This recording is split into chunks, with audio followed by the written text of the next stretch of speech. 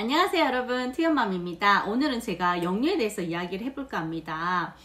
영유라는 것은 여러분들이 흔히 알고 있을 때 영어 유치원이라 하지만 유치원은 아니에요. 공식적으로 얘기할 때는 유아 영어 학원입니다. 학원 놀랬죠? 유치원이 아니에요. 또 저희 투연이도 이제 5세가 되었다 보니까 주위에서 투연맘 영유 보내세요? 영유 어디로 보내세요? 라고 여쭤보시는 분들이 굉장히 많았어요. 하지만 제 대답은 NO! 저는 영유 절대로 보내지 않습니다.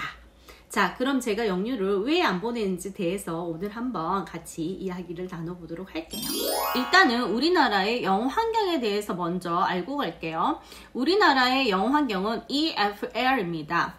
EFL은 English as a Foreign Language, 영어를 배우고 있지만 실생활에서 활용하지 않고 외국어로서의 언어로 배우는 환경입니다. 실질적으로 영어를 잘하기 위해서는 ESL이라는 환경에서 저희가 있어야지 영어 노출이 많이 되고, 그 다음에 이제 영어를 솔직히 잘할 수 있는 거, 그 다음 자연스럽게 할 수 있는 거는 사실이에요. ESL이라는 환경은 English as a Second Language, 영어를 모국어와 함께 사용할 수 있는 환경입니다.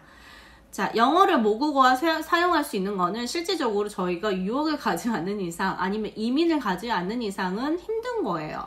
밖에 나가서는 모든 게 영어이지만 안에서 부모님이 한국말을 한다. 이 정도의 환경이 아닌 이상은 솔직히 영어가 노출이 많이 된다. 그 다음에 영어를 어렸을 때부터 노출을 많이 시켜서 자연스럽게 습득을 한다. 이게 아닌 이상은 솔직히 영유를 그런 목적으로 보낸다는 것은 저는 비추하는 입장입니다. ESL 환경을 바라면서 영유를 보내시는 어머님들이 굉장히 많아요. 하지만 실질적으로 저희는 EFL이다 보니까 영어 유치원을 떠나고 나면 집에서나 다른 외부에서 모든 게 다 한국말이에요. 영어의 수준도 아이들이 유치원이다 보니까 수준이 높지 않아요. 그리고 실질적으로 더 많은 모국어를 사용하기 때문에 언어가 그렇게 생각보다 폭발적으로 늘어간다는 것은 아니라고 저는 생각이 됩니다. 자, 그럼 영유 보내봤자 소용없다. 왜 이런 얘기를 하는지 제가 말씀을 드릴게요.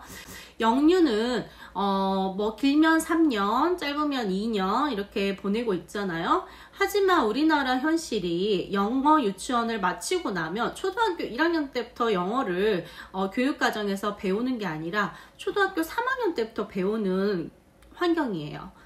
그러면 결국은 영어 유치원에서 2년이든 3년이든 영어를 배웠지만 초등학교 1학년에 올라가면 영유를 더 이상 다니지 못하기 때문에 아이들이 어디를 갈까요? 학원을 갑니다. 그쵸? 결국은 똑같은 비싼 학원을 다니냐 싼 학원을 다니냐 이거예요. 그래서 보통 영유를 보내지 말라고 하시는 분들이 초등학교 3학년 되면 영어 말짱 꽝이다, 아무 소용없고 다시 시작하게 된다라고 하는 게 계속 유지를 해주지 않으면 영어를 아이들이 그 동안에 까먹어요. 그럼 결국은 초등학교 1학년 때부터 영유를 다닐 수 없기 때문에 결국은 어딜 보내요? 학원을 보내는 거예요. 영유라고 하지만 그것도 유아 영어 기관이고요. 똑같이 결국은 초등학교 1학년, 2학년 때도 영어 학원을 보내게 되는 거예요. 그래서 아이들이 어렸을 때부터 너무나 많은 그 테스트나 이런 것들에 대해서 스트레스를 많이 받는 경우가 굉장히 많아요. 그래서 결국은 고학년이 되어서 영어 공부를 해야 할 시기에 영어에 대한 거부감이나 한마디로 좀 질렸다? 난 영어 이제 너무 질렸어. 난 어렸을 때부터 너무 많이 했어. 해서 영어를 싫어하는 케이스가 더 많더라고요. 그럼 투연맘, 지금 저는 무엇을 해야 될까요? 아이들을 위해서. 좋은 질문이에요. 지금은 모국어 향상을 많이 증진시켜주세요. 모국어가 잘 발달된 아이일수록 영어 실력도 빠르게 향상이 될 수 있어요. 왜냐하면 모국어가 잘 발달돼야지 아이들의 사고력이 높아지고 이해력도 높아지는 거거든요. 결국은 우리나라에서 아이를 키운다는 것은 뭘까요? 영어 입시 제도에서 좋은 점수를 받기 위한 거거든요. 결국은 수능이에요, 여러분들.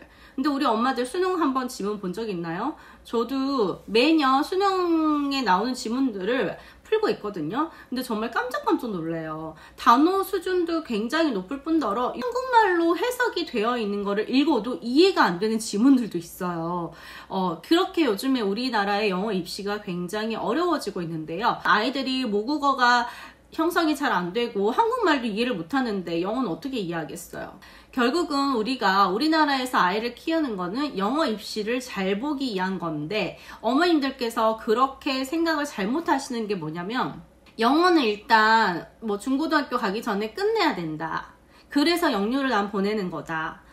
이 돈을 들여서 나중에 영어 학원을 그만큼 안 다니면 되지 않느냐. 어렸을 때 영어를 끝내놓으면 그건 진짜 착각이세요. 왜냐면 영유가 길어야 3년이거든요. 3년 동안 아이들이 5, 6, 7세 해서 3년을 배우는 건데 3년 동안 뭘 배울 것 같아요? 그리고 아이들이 유치원 수준이기 때문에 배우는 언어나 문장이나 이런 것들이 아이들 수준 정도지, 실제적으로 외국에서 생활하고 있는 진짜 현지인들의 언어 수준과는 굉장히 달라요.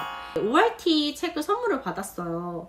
그래서 제가 그 책을 보고 진짜 좀 깜짝 놀란 게 있었거든요. 스텝 1이었는데 거기에 이런 단어가 나왔어요. 한국말로 하면 거대한 개였어요. 거대한 개.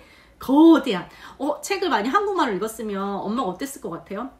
거대한 개가 바닷가에 있었어. 이렇게 하면서 정말 재밌게 해줄 수 있잖아요. 거대한. 엄마, 거대한이 무슨 뜻이야? 엄청 크다는 뜻이야. 이러면서 재밌게 해줄 수 있잖아요. 우리 막 생동감 있게 막 우리 연기할 수 있잖아요. 그쵸? 이렇게 생동감 있게 할 수 있는데 거기에 나온 영어 단어가 enormous. 여러분, big crab은 들어봤어도 이소하죠. 그게 바로 현지인들의 영어인 거예요. 영어 수준이고요. 그게 현지인 아이들의 어떻게 보면 언어 수준인 거예요. 하지만 우리나라 아이들한테 그 정도의 언어를 한다고 그러면 5살, 6살 이런 아이들이 이해할 수 있을까요? 그 표현만 제 주위에서 보면은 영어 노출을 해주는 게 좋다고 들었는데 어릴수록 영어 노출을 해주는 게 좋은 게 아닌가요? 물론 그것도 맞는 경우도 있어요. 저희 아이들 같은 경우도 굉장히 어렸을 때 뭐 한국말을 좀 잘하기 전부터 제가 영어 노래를 좀 틀어줬거든요. 그냥 자연스럽게 노래를 따라 부르더라고요. 뭐 발음은 정확하지 않아도 오히려 그 발음과 비슷하게 따라 불러요. 그래서 뭐 어렸을 때부터 뭐 해야지 발음이 좋다, 뭐 스펀지처럼 빨아들인다 이렇게 얘기하지만 그것도 아이의 성향에 따라서 다른 것 같아요. 예를 들어서 저희 아이들 같은 경우는 노래를 좋아하고 되게 흥이 많아요. 그러다 보니까 노래로 영어를 배운 거는 굉장히 흡수가 빨랐어요. 하지만 예를 들어서 제가 어렸을 때부터 뽀로로나 타요를 영어로 보여줬잖아요. 하지만 거기에 나오는 문장은 하나도 말을 하지는 못해요. 물론 제가 영상을 많이 안 보여준 것도 맞지만 그거를 많이 아이가 노출을 많이 시켜줬는데 10번을 보여줬으면 그 중에 하나 정도는 얘기를 해야 되는 게 맞잖아요. 하지만 여러분들 해보셨죠? 되나요? 안 됩니다. 그건 영재들이나 가능한 이야기예요. 가끔 무슨 TV 프로그램 중에 영재들 나오는 프로그램 있잖아요. 그런 곳에서 나오면 애들이 무슨 영어 그냥 애니메이션 이런 걸 영어로 보여줬는데 갑자기 얘가 막 자기 혼자 막 말을 했다. 그러더니 갑자기 자기 혼자 이제 번역까지 하더라. 그리고 이제 갑자기 영어를 쓰더라. 여러분, 그거는 영재들이니까 가능한 거예요. 영재니까 그런데 나와서 그렇게 하는 거지, 저희 아이들은 평범하잖아요. 평범한 아이들이 영재랑 똑같이 한다고 해서 그게 되지는 않아요. 그렇기 때문에 저는 무조건 노출시켜주는 거는 조금 호불호가 있다라고 생각이 듭니다. 그럼 재미있게 봐주셨으면 감사하고요. 우리 모두 배우면서 아이들 잘 키웁시다. 다음 시간에 만나요. 안녕.